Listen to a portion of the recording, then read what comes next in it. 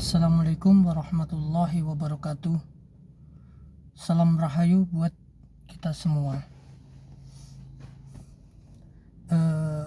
Kali ini saya akan menjawab dari beberapa pertanyaan atau komentar dari TikTok dan Instagram. Akan saya jawab di sini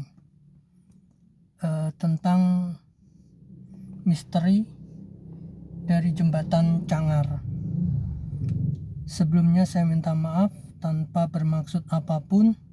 Saya hanya mengedukasi saja tentang dari histori dan misteri dari jembatan Cangar tersebut. Tanpa mengurangi rasa hormat sebelumnya, kita doakan buat almarhum yang telah tiada dari tragedi di jembatan Cangar. Bismillahirrahmanirrahim. Al-Fatihah.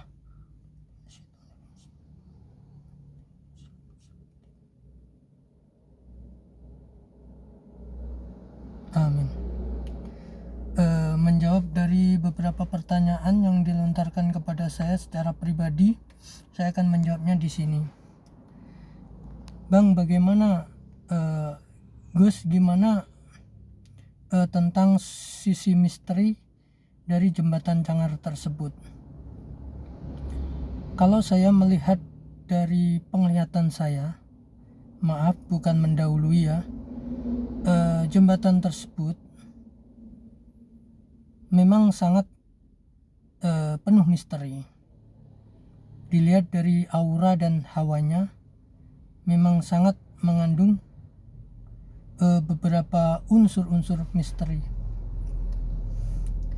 Karena di antara hal-hal yang terjadi itu, kalau saya lihat di situ ada semacam dimensi, dua dimensi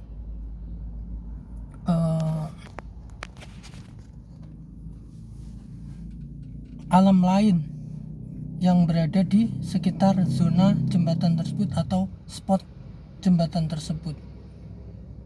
Seperti halnya kalau kita dengan mata tak kasat mata, kita bisa merasakan bahwa di jembatan tersebut ada semacam dua sisi alam dimensi lain yang menurut penerawangan atau penglihatan saya, mohon maaf, itu seperti sebuah perkampungan jin yang terdiri dari beberapa fase antara perkampungan jin, siluman, dan makhluk astral lainnya. Dan ketika saya merasakan atau melihat dari pantauan dari jembatan tersebut, yang sering nampak adalah dari jenis jin, dari golongan jin, yaitu kuntilanak dan sesosok pocong. Tapi di situ ada juga sosok misterius yang menampakkan diri seperti nenek-nenek tua berambut putih, berkaos berbaju hitam, dan tubuh agak sedikit membungkuk. Itu yang membahayakan. Memang di situ ada semacam energi atau tarikan, di mana apabila seseorang tersebut melihat ke bawah jembatan Cangar, ke bawah jembatan bawah, akan merasakan aura magnet. Kita seakan-akan mata dan ilusi batin kita tertarik untuk melangkah ke bawah, untuk melakukan sesuatu. Itu ada semacam tarikan gaib yang benar-benar seperti merayu. Biasanya berupa semacam bisikan atau tarikan-tarikan yang seakan-akan kita itu terhalusinasi dengan sesuatu yang ada di bawah tersebut. Mohon maaf. Makanya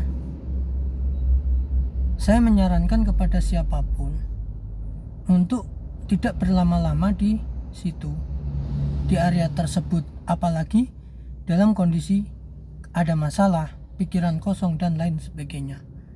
Saya hanya mengingatkan, saya juga tidak akan mengungkit-ungkit apa yang terjadi, apa yang harusnya terjadi, kenapa bisa terjadi. Saya tidak, itu bukan ranah saya untuk membahas tentang itu. Yang saya inginkan adalah mengedukasi supaya kalau lewat daerah tersebut atau zona tersebut memang harus hati-hati, jangan sampai pikiran kita kosong, kena masalah dan lain-lain. Sebab di situ magnetnya sangat magnet tinggi di situ. Kalau saya merasakan seperti merasakan daya tarikan.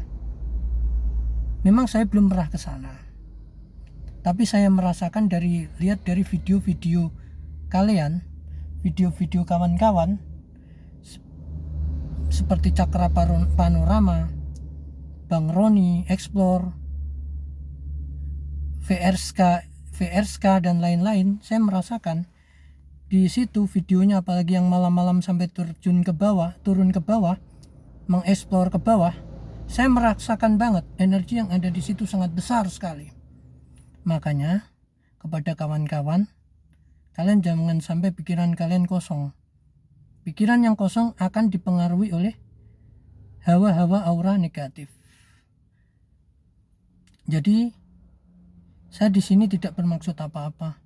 Saya ingin mengedukasi kalian untuk selalu berdoa dimanapun kita berada. Pikiran kita jangan sampai goyah dan kosong. Karena pikiran yang kosong akan mudah dimasuki energi negatif. Di situ banyak sekali perkampungan mistis. Tapi yang paling menguasai adalah dari bangsa siluman. Nah, bangsa siluman itu dikuasai oleh seekor ular yang sangat besar, bentuknya seperti naga. Ketika dia menunjukkan eksistensinya, dia akan mengeluarkan hawa yang sangat amis, anyir, hawa yang sangat anyir sekali. Itu dia menunjukkan eksistensinya bahwa di situ dia ada. Makanya saya berharap kepada kawan-kawan semua untuk selalu berdoa dan berhati-hati dimanapun kita berada. Ibaratnya kita kula nuwun di suatu tempat, kita harus kula nuwun, kita harus uluk salam, kita harus sopan, kita harus santun di suatu tempat. Karena dimanapun kita berada, baik di hutan, di laut, di sungai dan lain sebagainya, pasti ada penghuninya. Percaya tidak percaya, gaib itu ada. Ya, cukup sekian dari saya, ulasan saya tidak mau berpanjang lebar. Ya, cuma itu aja. Wassalamualaikum warahmatullahi wabarakatuh.